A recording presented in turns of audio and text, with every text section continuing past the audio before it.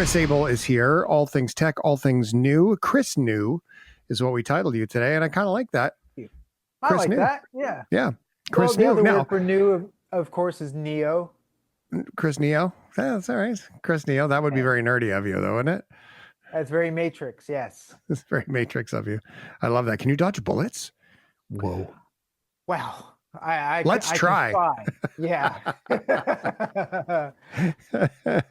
Very good stuff. Kris likes to bring us a couple of stories of technology things that are all right. Now, I have to caution you. It does every time that there's a robot animal, like a bunny, Kris gets really excited, and there is one of those coming up. So just temper your expectations. Kris, let's get started with the Tesla drive-in. Right. So Tesla, one of the fun things that they've done is in the United States and California, they've just unveiled their first concept diner. So what they're trying to do here is it's a throwback to the 1950s in which car culture and diner culture was really kind of a mixed thing. People loved hanging out with their cars, roller skates at the diners, that kind of stuff. So Tesla thought they would open up their own diner. Of course, this is all geared towards bringing it up to the theme of electric vehicles. So they call this a retro futuristic diner. It is a 24/7 eatery, meaning you can go in any time of the day of the week. This is on Santa Monica Boulevard, Hollywood, California. You can go in, you can have the kind of food that you would sort of associate with kind of fast food diner culture. So you can get a Tesla burger, which they says has electric sauce on it. Of course. You can get chicken and waffles, you can get grilled cheese or tuna melt.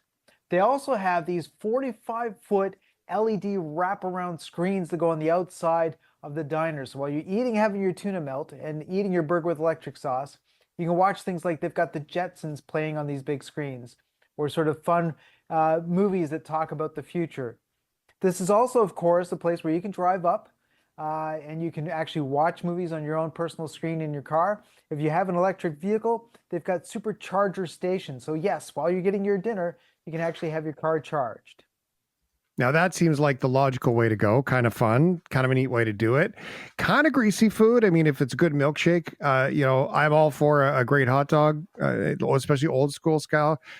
If you got servers that are on roller skates, this makes this all awesome.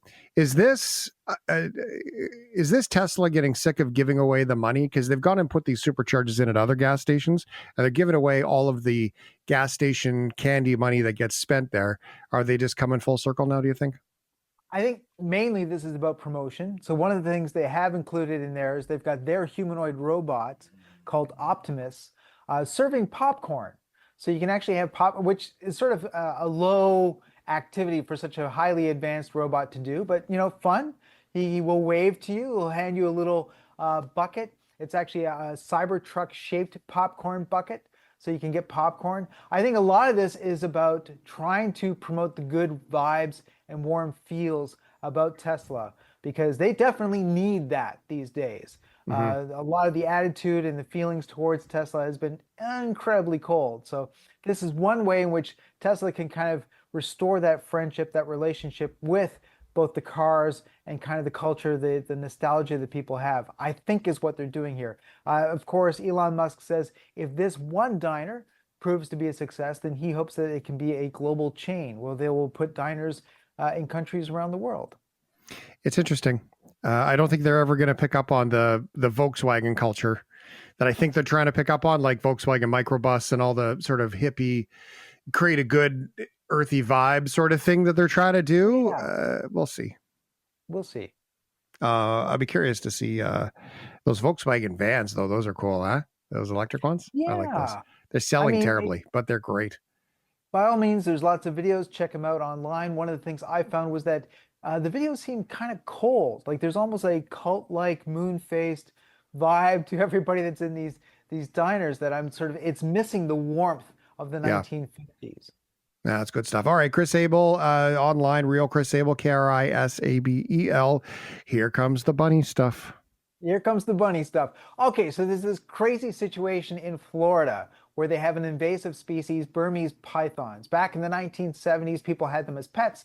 They escaped. Now they've grown, the population has exploded, and of course, it's having a really bad effect on the other wildlife. The pythons are eating everything in sight. So there's this big problem in terms of how you do reduce the population of pythons in Florida. Every year they have the Burmese Python Challenge, in which they challenge the public to come in and try to catch as many pythons as they can within a weekend. There's a 25,000 grand prize. It's amazing. But one of the issues was that the Florida University researchers there were initially trying to find ways to attract the pythons to bring them to one center so you can trap them all. And initially they were using live rabbits. And what they found was that it wasn't really a good deal for the rabbits. Bad deal for the rabbits. Bad deal for the rabbits. The rabbits were, of course, in cages. The pythons couldn't get to them, but you know what? If you're still the rabbit, you're stressed out of your mind. So what they've done is they went out and they bought out 40 plush rabbits, the most realistic rabbit bunnies toys you could get at the toy store.